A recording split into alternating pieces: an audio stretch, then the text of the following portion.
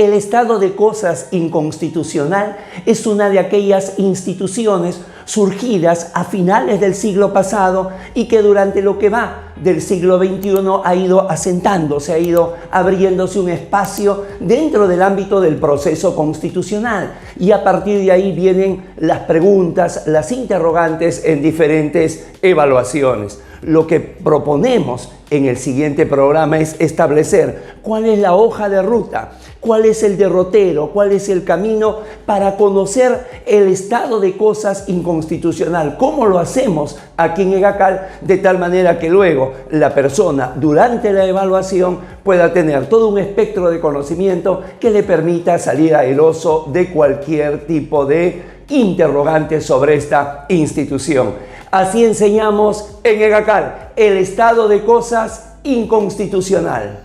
Lo que proponemos es 5 pasos. El primero, ubicar el estado de cosas inconstitucional dentro de la teoría general del proceso constitucional. Nunca es bueno estudiar las instituciones de manera descolgada, de manera aislada. Entonces, nosotros abrimos todo el abanico de la jurisprudencia constitucional y vamos a encontrar las sentencias interpretativas, vamos a encontrar las sentencias con doctrina jurisprudencial, vamos a encontrar las sentencias exhortativas, vamos a encontrar los precedentes constitucionales, vamos a encontrar las sentencias manipulativas y el 6º tipo son las llamadas sentencias estructurales, que son las sentencias que contienen la declaración del estado de cosas inconstitucional. Entonces, se ubica en la jurisprudencia constitucional dentro de lo que viene a ser la sentencia estructural porque el problema, los derechos fundamentales que han sido vulnerados pertenecen a una verdadera estructura de la Constitución y del Estado peruano. Número 2. Una vez ubicado ello, es decir, ubicado a qué institución corresponde del derecho procesal constitucional, nos interesa qué tiene de particular. ¿Qué diferencia al estado de cosas inconstitucional de otras figuras? Y entonces vamos a encontrar que el estado de cosas inconstitucional viene a ser la declaración de una vulneración sistemática y continuada de una pluralidad de derechos fundamentales. Es decir, no es que se haya producido por primera vez, sino que ya antes el Tribunal Constitucional ha advertido en sentencias anteriores, en jurisprudencia anterior, una vulneración de derechos fundamentales y exhortado al Estado para que realice determinadas actividades. Sin embargo, a pesar de todo ello, el Estado ha omitido aquellas acciones, de tal manera que aquella situación que se presenta, aquel estado de cosas que se presenta es inconstitucional. Por ello el nombre y por ello su característica principal. Número 3. ¿De qué temática estamos hablando dentro de lo que viene a ser el derecho constitucional o el derecho procesal constitucional? Estamos hablando del control de constitucionalidad.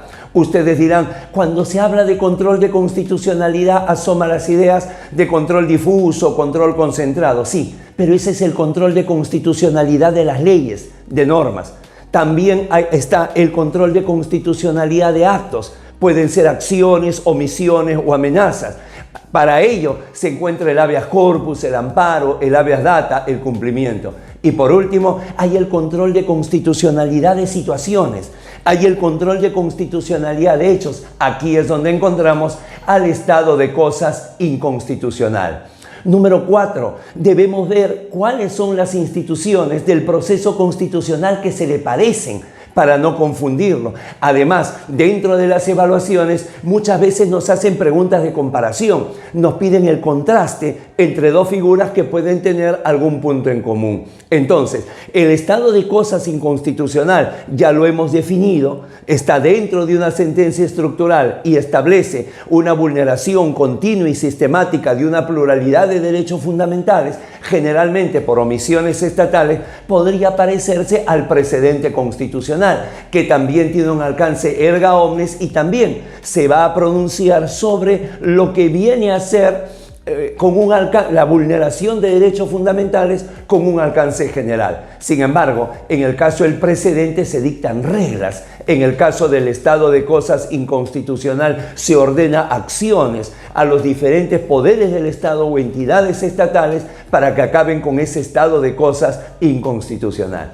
Y por último, número 5, ¿con qué otra figura puede chocar o puede colisionar el estado de cosas inconstitucional? En este caso lo hace con las llamadas political questions. Esto viene a ser aquella doctrina por la cual las políticas públicas, aquello que está dentro de la decisión del Poder Ejecutivo, del Poder Legislativo, no puede ser evaluado por los órganos jurisdiccionales, sea Poder Judicial o sea Tribunal Constitucional. Y acá, claro, cuando se declara el estado de cosas inconstitucional, lo que hace el supremo intérprete de la Constitución es ordenar políticas públicas. De tal manera que acá es donde se produce aquella tensión, aquí es donde se produce aquella controversia. Sin embargo, como todo esto es para favorecer, para lograr una protección o una efectividad de los derechos fundamentales, es allí donde se asienta la legitimidad del estado de cosas inconstitucional, porque responde a la Constitución, no solamente al principio pro homine, sino a la norma de apertura, a nuestro primer artículo, donde dice que la defensa de la persona y de su dignidad son el fin supremo de la sociedad y el Estado.